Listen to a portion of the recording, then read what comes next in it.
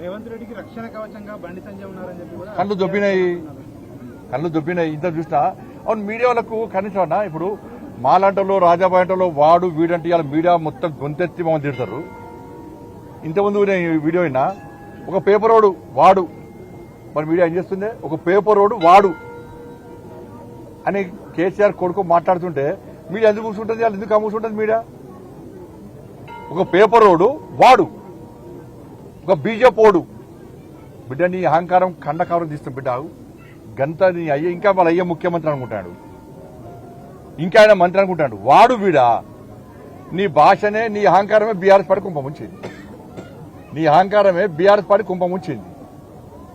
ఇలా చెవులు దొబ్బినాయి కేసీఆర్ కొడుకు.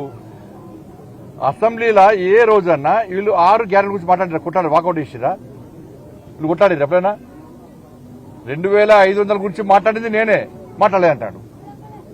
4000 రూపాయల ఆసరా పెన్షన్ గురించి మాట్లాడింది నేనే, మాట్లాడలేదంటే చెవులు దుబ్బినాయి, కళ్ళు దుబ్బినాయి. రైతు భరోసా గురించి లెక్కతో బయటపెట్టింది నేనే, మాట్లాడలేదంటున్నాడు. 4000 రూపాయల నిరుద్యోగ వృద్ధి గురించి మాట్లాడింది నేనే, మాట్లాడలేదంటున్నాడు. 2 లక్షల ఉద్యోగాల గురించి మాట్లాడింది నేనే, మాట్లాడలేదంటున్నాడు. ఇక కళ్ళు దొబ్బుతో ఏం చేస్తాం మనం? ఎస్సీ గురించి మాట్లాడింది కొట్లాడింది ఎవరు?